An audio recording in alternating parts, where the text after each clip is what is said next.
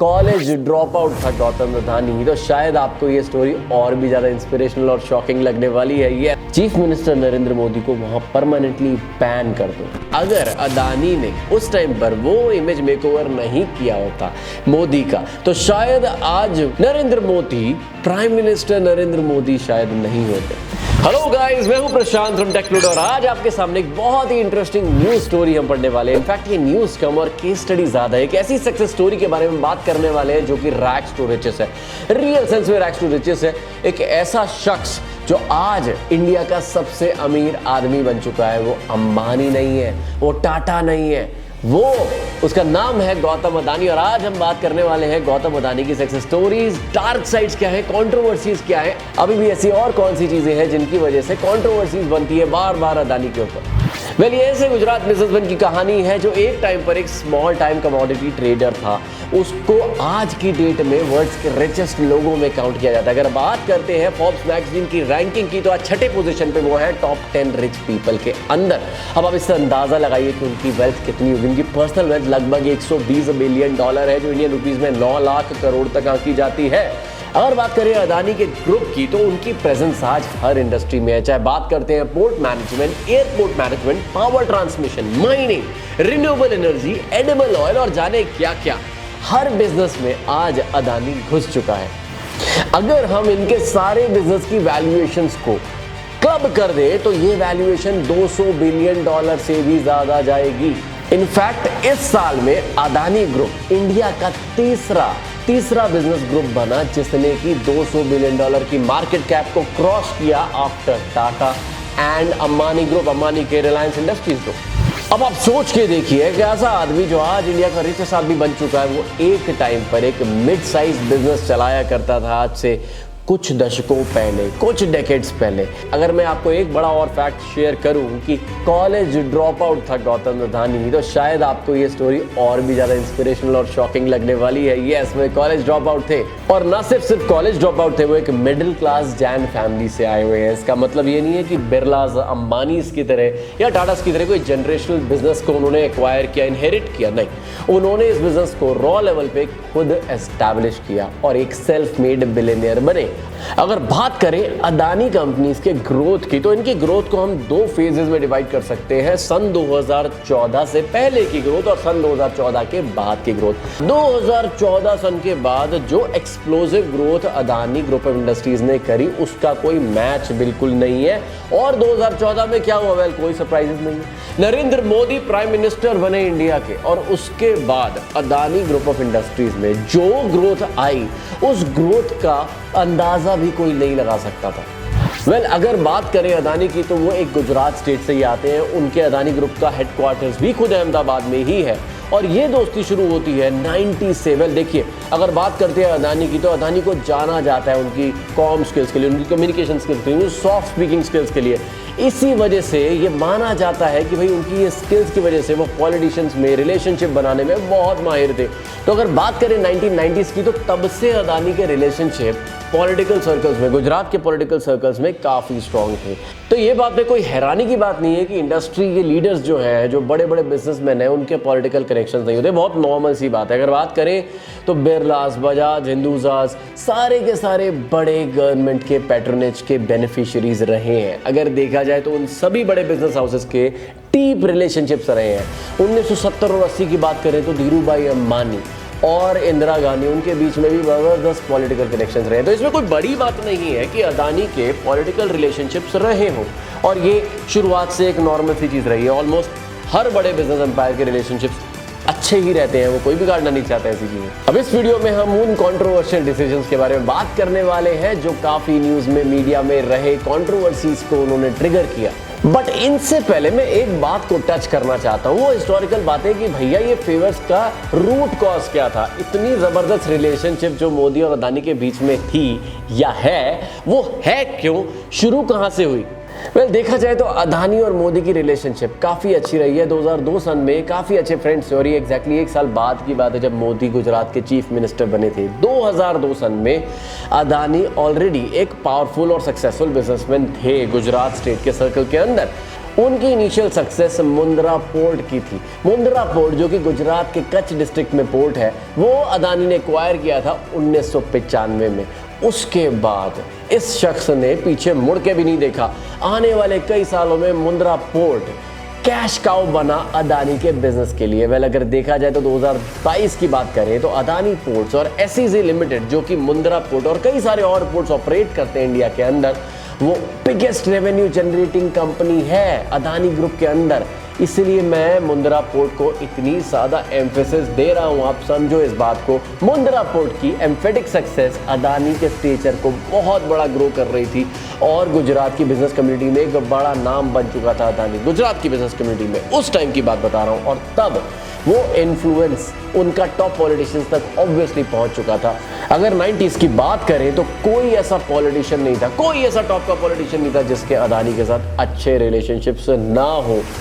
अगर आप उनकी पर्सनल लाइफ को थोड़ा ट्रैक करेंगे तो जैसा मैंने पहले भी मेंशन किया कि उनके ज़बरदस्त सॉफ्ट स्पीकिंग स्किल्स थे। अगर आप किसी भी इंटरव्यू को उनके पकड़ लें, आपको रियलाइज़ होगा वो कितने सॉफ्ट स्पीकिंग है। और इसी वजह से ये आर्ट थी उनकी, आर्ट है उनकी, जिसकी वजह से उन्होंने अपने पॉलिटिकल कनेक्शंस बहुत अच्छे से बनाए और मेंटेन किए। शायद इस आर्ट की वजह से उनके जैसे रिलेशनशिप कोई और बना ही नहीं पाया। लेकिन मोदी और अदानी का जो रिलेशनशिप था उसने एक टफ फेज भी देखा है, कि ऐसा टेस्टिंग फेज देखा जब प्राइम मिनिस्टर मोदी, जो आज प्राइम मिनिस्टर है, उस टाइम पर देन चीफ मिनिस्टर थे, उनको सपोर्ट करने वाला कोई भी बिजनेसमैन नहीं था ऑफिशियली, पब्लिकली सपोर्ट करने वाला। और वो रीज़न और वो टाइम था 2002 सन, यानी कि जब गुजरात में राइट्स हुए थे, कम्युनल राइट्स हुए थे, जिनकी वजह से काफ़ी लोगों की डेथ हुई थी माइनॉरिटी कम्युनिटी से। वेल देखा जाए तो उस टाइम पर क्रिटिसिज्म की बात करें तो चाहे मीडिया हाउसेज ले लें, उनके खुद की पार्टी को ले लें, क्रिटिसिज्म हर तरफ से आ रहा था। नरेंद्र मोदी के सपोर्ट में कोई भी नहीं खड़ा हुआ था। अगर बिजनेस हाउसेज की बात करें तो इतनी बड़ी ऑर्गेनाइजेशन CII, वहाँ जहाँ पर प्राइम मिनिस्टर, प्रेसिडेंट, ये सब लोग ओकेजनली पार्टिसिपेट करते हैं, इंडिया के बड़े बड़े इंडस्ट्री लीडर्स उसके अंदर पार्टिसिपेट करते हैं, वहाँ पर ये तक बोल दिया गया था कि भैया चीफ मिनिस्टर नरेंद्र मोदी को वहाँ परमानेंटली बैन कर दो। अगर बात करें तो एक बहुत बड़े नाम जो आज इस दुनिया में नहीं है, राहुल बजाज, वेल उन्होंने उस टाइम पर काफ़ी क्रिटिसिज्म किया था नरेंद्र मोदी का पब्लिक प्लेटफॉर्म पे, CII के पब्लिक प्लेटफॉर्म पे। इन सारी चीज़ों की वजह से गुजरात के चीफ मिनिस्टर नरेंद्र मोदी उस टाइम पर उनको काफ़ी पब्लिक इमेज उनकी हिट हुई थी, लेकिन उनका इमेज मेकओवर होने वाला था। और वो इमेज मेकओवर होने वाला था एक बहुत बड़ी समिट के नाम पर। वेल वाइब्रेंट गुजरात समिट की हम बात कर रहे हैं, जो स्टार्ट हुई 2003 सन में। वेल अगर बात करें तो वाइब्रेंट गुजरात समिट की सक्सेस के पीछे अदानी का बहुत बड़ा हाथ था, कि भाई अदानी ने सजेस्ट किया था कि ये चीज़ स्टार्ट करनी चाहिए गुजरात में चीफ मिनिस्टर के द्वारा, और इससे इन्वेस्टमेंट्स आएंगी गुजरात में, बाहर के इन्वेस्टर्स और आएंगे, बड़े बड़े इंडस्ट्रीज़ के लीडर्स आएंगे, इन्वेस्ट करेंगे। वेल देखा जाए तो उसके बाद इमेज का मेकओवर स्टार्ट हुआ। तब उसके बाद एक प्रो बिजनेस लीडर के तरीके से एस्टैब्लिश होने लग गए नरेंद्र मोदी। ये हर साल गुजरात समिट फिर होने लग गई और एक ज़बरदस्त सक्सेस की तरीके से ये लॉन्च हुई। इनफैक्ट अगर बात करें तो मीडिया न्यूज़ चैनल्स के अंदर ये एक नेशनल टॉकिंग पॉइंट बन चुका था। और इस चीज़ की वजह से, जैसा मैंने बताया आपको, कि वो एक प्रो बिजनेस लीडर की तरीके से एस्टैब्लिश हो चुकी थी। उनकी इमेज ऐसी थी कि भाई गुजरात मॉडल, ये गुजरात मॉडल ऐसा एक ब्रांड इमेज बन चुका था कि भाई गुजरात जैसी स्टेट और कोई नहीं है। और अगर इस वाइब्रेंट गुजरात समिट की बात करें तो अदानी ने, कहा जाता है कि अदानी ने पर्सनली मेक श्योर करा था कि वाइब्रेंट गुजरात समिट एक ज़बरदस्त सक्सेस साबित हो। और जैसा कि मैंने बताया, ये एक सक्सेस साबित हुई भी, ज़बरदस्त सक्सेस साबित हुई, ज़बरदस्त सक्सेस साबित हुई।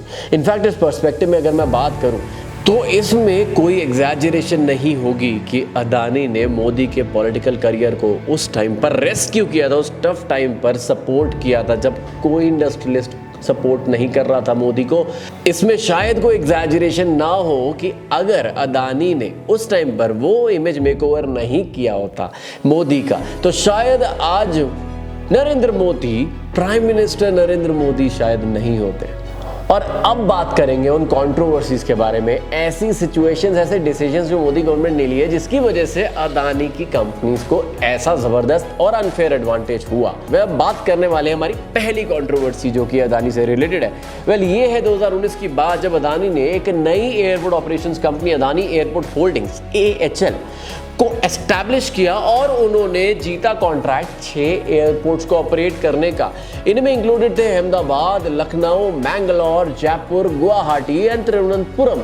वेल, इस बिडिंग प्रोसेस में AAHL ने डिफीट किया बहुत सारे ट्रेडिशनल एयरपोर्ट ऑपरेशन कंपनीज को, इंक्लूडिंग GMR, जो कि इंडिया की लार्जेस्ट एयरपोर्ट ऑपरेशन कंपनी और मार्केट लीडर भी है। तो अब इसमें कंट्रोवर्सी क्या है? वेल, कंट्रोवर्सी ये है कि जब ये बिडिंग प्रोसेस स्टार्ट हुई थी तो एयरपोर्ट अथॉरिटी ऑफ इंडिया ने and ministry of civil aviation ने एक नया रूल इंसर्ट कर दिया, और वो नया रूल ये था कि भाई अब बिडिंग कंपनीज को कोई मेजर पास्ट एक्सपीरियंस की जरूरत नहीं है एयरपोर्ट ऑपरेशंस करने के लिए।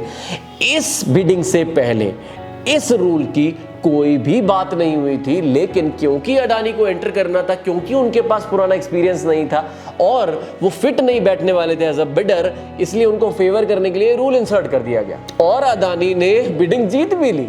और जब उन्होंने बिडिंग जीती तो उसके बाद ऑब्वियसली मीडिया में काफी ह्यू एंड क्राई हुआ, बट कंट्रोवर्सीज यहाँ से खत्म नहीं हुई। वेल, एक और एंगल की बात करते हैं, एक और कंट्रोवर्सी की बात करते हैं, उसमें तो बहुत ही ज्यादा इंटरेस्टिंग एंगल है। वेल, कुछ महीनों के बाद अदानी एक और एयरपोर्ट को कंट्रोल करने लग गया और वो एयरपोर्ट है इंडिया का सबसे ज्यादा हाई प्रोफाइल एयरपोर्ट। हम बात कर रहे हैं मुंबई इंटरनेशनल एयरपोर्ट की, जो कि इंडिया का सेकंड बिगेस्ट एयरपोर्ट है आफ्टर दिल्ली। वेल, अदानी ने एक्वायर कर लिया था मुंबई एयरपोर्ट को 2020 में एक बहुत कंट्रोवर्शियल मैनर में। उस टाइम पर जीवीके इंडस्ट्रीज ऑपरेट कर रही थी मुंबई एयरपोर्ट को with joint venture with Mumbai international airport limited. Well, एक बहुत बड़ी स्पेकुलेशन ये कही जाती है कि अदानी ने अपने पॉलिटिकल कनेक्शंस को यूज किया डेट रिडन जीवीके इंडस्ट्रीज को अपना स्टेक बेचने के लिए। उनका 51% स्टेक था इस होल्डिंग कंपनी में जो कि चला रही थी मुंबई एयरपोर्ट को, लेकिन उनको फोर्स किया गया पॉलिटिकल कनेक्शंस के थ्रू कि भैया अपना स्टेक निकलो, कि अपना स्टेक बेचो और निकलो। जीवीके इंडस्ट्रीज के ओनर्स रेड्डी ब्रदर्स ज्यादा इच्छुक नहीं थे मुंबई एयरपोर्ट के ऑपरेशंस को सरेंडर करने के लिए, लेकिन उनके पास ज्यादा कोई ऑप्शन नहीं बची थी पॉलिटिकल प्रेशर की वजह से। और इस एक्विजिशन के बाद Adani's airport management company India की सबसे बड़ी तो नहीं लेकिन सेकंड नंबर की एयरपोर्ट ऑपरेटर बन गई। वेल, यानी कि एक ऐसी इंडस्ट्री जिनके अंदर एयरपोर्ट मैनेजमेंट, जिसके अंदर उनका कोई एक्सपीरियंस ही नहीं था, यानी कि एक ऐसी कंपनी जो कि आज से सिर्फ 3 साल पहले स्टार्ट हुई थी, आज इंडिया का एयर पैसेंजर ट्रैफिक का 26% शेयर कंट्रोल करती है और अगर कार्गो ट्रैफिक की बात करें तो 31% शेयर कंट्रोल करती है। तो अगर समराइज करूं तो एयरपोर्ट ऑपरेशन इंफ्रास्ट्रक्चर को अदानी के प्लेटर पर रख दिया मोदी गवर्नमेंट ने। अब दूसरे कंट्रोवर्शियल डिसीजन की बात करते हैं जिसकी वजह से अदानी ग्रुप एक और सेगमेंट के अंदर इंडस्ट्री लीडर बन गए जहां की उनकी कोई प्रेजेंस ही नहीं थी। अब मैं जो रेफरेंस दे रहा हूं सीमेंट बिजनेस की। वेल, गौतम अदानी ने अपनी सीमेंट कंपनी को लॉन्च किया, अदानी सीमेंट इंडस्ट्रीज, अभी जून 2021 लास्ट ईयर।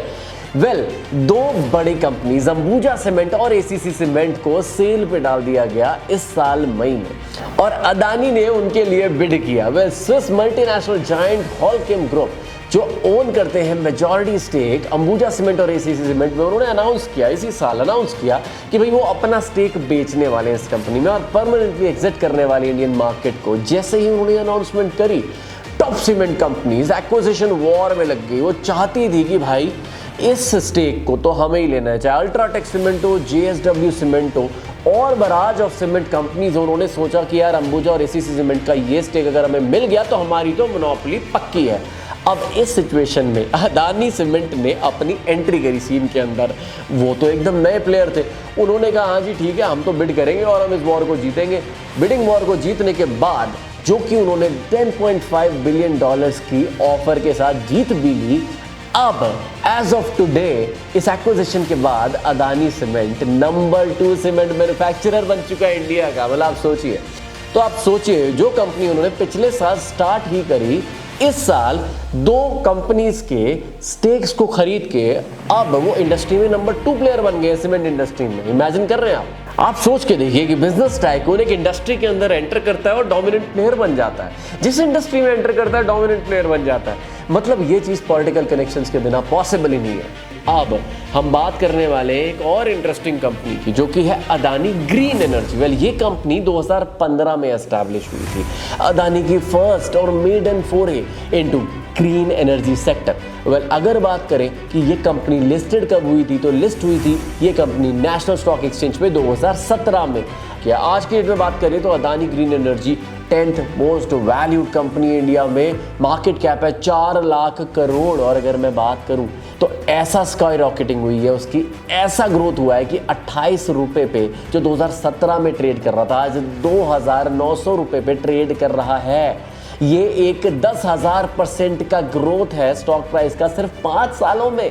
काफ़ी बड़े बड़े सरकारी गवर्नमेंट कॉन्ट्रैक्ट जीते और इसके अंदर $6 बिलियन का सोलर एनर्जी कॉन्ट्रैक्ट, जिसमें कि 8 गीगावाट्स के सोलर प्रोजेक्ट्स को एस्टैब्लिश करना है इंडिया के अंदर, ये इनको मिला। ऐसे बड़े बड़े कॉन्ट्रैक्ट्स हाथ लगने के बाद इस अदानी ग्रीन एनर्जी कंपनी की वैल्यूएशन इतनी जंप हुई, कुछ कहने की हद नहीं। इनफैक्ट इन कॉन्ट्रैक्ट्स के जीतने के बदौलत अदानी ग्रीन एनर्जी इंडिया ही नहीं दुनिया की top most solar energy developer बन चुकी है। तो अब as of today Adani India का second largest airport operator, second largest cement operator और वर्ल्ड का top most solar energy producer है। अब आप सोचिए ये सारी इंडस्ट्रीज में अदानी कहीं एग्जिस्ट ही नहीं करते थे आज से कुछ सालों पहले। इनफैक्ट 2014 के बाद सिर्फ डोमेस्टिक कॉन्ट्रैक्ट्स ही नहीं, काफी बड़े बड़े इंटरनेशनल कॉन्ट्रैक्ट्स और टेंडर्स भी अदानी की झोली में आए। लेकिन इनमें एक ऐसा इंटरनेशनल कॉन्ट्रैक्ट जो कि अदानी की कंपनी ने जीता, जिसने बहुत बड़ी कंट्रोवर्सी को स्टार्ट किया, उसके बारे में बात करते हैं। वेल इस कंट्रोवर्सी में प्राइम मिनिस्टर नरेंद्र मोदी का नाम डायरेक्टली घुसेड़ा गया है, यानी कि डायरेक्टली वो इन्वॉल्व हुए हैं, उनको एलिज किया गया है कि उन्होंने फेवर किए हैं। वेल हम बात कर रहे हैं अदानी ग्रीन एनर्जी के 2 ऐसे कॉन्ट्रैक्ट को जीतने के बारे में जो कि श्रीलंका में बेस्ड है। Well wind power projects, 2 wind power projects जो कि श्रीलंका के मन्नार डिस्ट्रिक्ट में लोकेटेड थे, जिनकी टोटल कॉस्ट लगभग 500 से 600 मिलियन डॉलर की आंकी जाती है। इन प्रोजेक्ट्स को जीता अदानी की ग्रीन एनर्जी कंपनी ने। वेल ये डील शुरुआत से ही काफी कंट्रोवर्शियल रही। श्रीलंका के ऑपोजिशन पार्टीज ने अक्यूज किया कि भैया इस डील के अंदर कोई ट्रांसपेरेंसी नहीं थी। इसकी नेशनल इंपॉर्टेंस इसलिए भी बढ़ गई क्योंकि श्रीलंका के सीलोन इलेक्ट्रिसिटी बोर्ड के चेयरमैन ने एक बहुत ही खतरनाक क्लेम किया, वो भी पार्लियामेंट, श्रीलंकन पार्लियामेंट के अंदर। उन्होंने कहा कि भाई श्रीलंकन प्रेसिडेंट राजापक्सा को इन्फॉर्म किया गया था कि भाई प्राइम मिनिस्टर मोदी प्रेशराइज कर रहे हैं ये प्रोजेक्ट अवार्ड करने के लिए अदानी ग्रीन एनर्जी को। आप सोच के देखिए कितना बड़ा एलिगेशन है।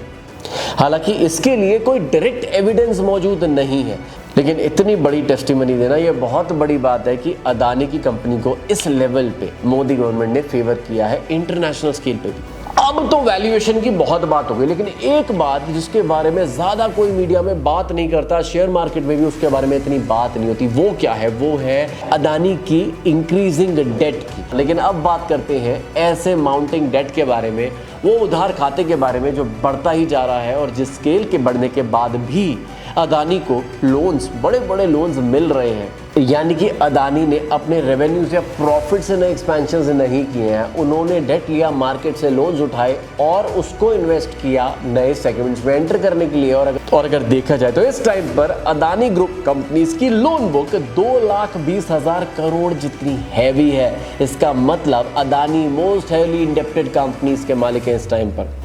अदानी ने $17 बिलियन खर्च किए 2021 में 32 एक्विजिशन करने के लिए, और इन 32 एक्विजिशन में जितनी इन्वेस्टमेंट गई है उनमें मेजरली वो डेट फ्यूल्ड इन्वेस्टमेंट्स हैं, यानी कि लोन उठाओ और इन्वेस्टमेंट करो। इनफैक्ट अगर सीमेंट इन्वेस्टमेंट की बात करें तो $10.5 बिलियन लगा के एसीसी और अंबुजा सीमेंट को एक्वायर करना कंप्लीटली डेट बेस्ड इन्वेस्टमेंट थी, यानी कि यहां से लोन उठाया और वहां इन्वेस्ट किया, इन कंपनीज के स्टेक्स को एक्वायर किया। लेकिन असली क्वेश्चन तो ये है कि अदानी की कंपनीज को इतने हैवी डेट मिल कैसे रहे हैं? कोई ऐसी कंपनी जो इतने पहले से ही इतने डेट में हो, उस कंपनी को और बड़े बड़े डेट मिल रहे हैं, यानी कि इतना डेट एक्सपोजर्स बैंक्स कर रहे हैं। आपको क्या लगता है, क्या आम आदमी को कभी किया जाता है? क्या छोटे किसी बिजनेसमैन को किया जाता है? नहीं किया जाता है। वेल अदानी को इतने बड़े बड़े डेट के इन्फ्यूजन मिल ही इसलिए रहे क्योंकि उनके बड़े स्ट्रॉन्ग पॉलिटिकल कनेक्शंस हैं। इनफैक्ट एक्सपर्ट्स का यही मानना है कि अगर वो पॉलिटिकली कनेक्टेड नहीं होते, अगर उनको पॉलिटिकल सपोर्ट नहीं होता, तो उनको ये लोन्स मिल ही नहीं रहे होते। वेल इसमें कोई दो राय नहीं है कि अगर कोई इंडस्ट्रियलिस्ट पॉलिटिकली वेल कनेक्टेड होगा तो उससे बैंक्स इन्वेस्टर्स फेवर करेंगे ही करेंगे। दूसरा, बिजनेस हाउसेस चाहे टाटाज हो, अंबानीज हो, इनके एग्रेसिव एक्सपेंशंस यूजुअली डेट से ही फ्यूड रहे हैं। इसमें कोई सरप्राइजिंग बात तो नहीं है, बट इसमें अंडरलाइन करने वाली बात यह है कि अदानी कंपनीज के जो डेट्स है या उनकी जो ग्रोथ है वो कुछ ज्यादा ही एक्सटेंट पर डेट से फ्यूल्ड है। तो अगर वापस मैं उसी पॉइंट पर आऊं कि भाई मोदी गवर्नमेंट का फेवर करना अदानी इंडस्ट्रीज को, अदानी ग्रुप ऑफ इंडस्ट्रीज को डिफरेंट कॉन्ट्रैक्ट्स को विन करवाने में या फिर रूल्स के चेंजिंग में जिससे कि वो पार्टिसिपेट कर पाए और एक्विजिशंस कर पाए या फिर बड़े बड़े डेट्स उठाने में, तो इन सारी चीज़ों में क्यूमुलेटिव जितने भी फेवर्स हैं और कुछ एक्सटेंट तक तो इंडियन इकोनॉमी को भी लॉन्ग टर्म में इसके खामियाजे भुगतने पड़ सकते हैं। वेल हमारे व्यूअर्स को ये बात पता होनी चाहिए कि क्रोनी कैपिटलिज्म एक इकोनॉमी के लिए अच्छी चीज़ नहीं है। मोनोपोलीज इकोनॉमी के लिए अच्छी चीज़ नहीं है कि कुछ बिजनेस हाउसेस सब कुछ कंट्रोल करें। एक फ्री मार्केट इकोनॉमी एक अच्छे इकोनॉमिक एनवायरनमेंट के लिए एक पॉजिटिव चीज़ है। अदानी की रैपिड ग्रोथ जो रीसेंट टाइम्स में हुई है, शायद इसका खामियाजा इंडिया के इकोनॉमिक ग्रोथ में लॉन्ग टर्म में देखने को मिले। तो ये सारे एडवांटेजेस जो उनको मिले, अनफेयर एडवांटेजेस उनको मिले, जिसकी वजह से आज अदानी दुनिया के 6th रिचेस्ट आदमी बन चुके हैं, इंडिया के रिचेस्ट आदमी बन चुके हैं। इसके ऊपर आज हमने बात करी। अगर आपको ये स्टोरी पसंद आई तो आप इस वीडियो को लाइक करें, हमारे चैनल को सब्सक्राइब करें और हमारी वेबसाइट को भी विजिट कर सकते हैं technoto.com को। वेल मैं हूं प्रशांत, मिलता हूं आपसे अगले एपिसोड में।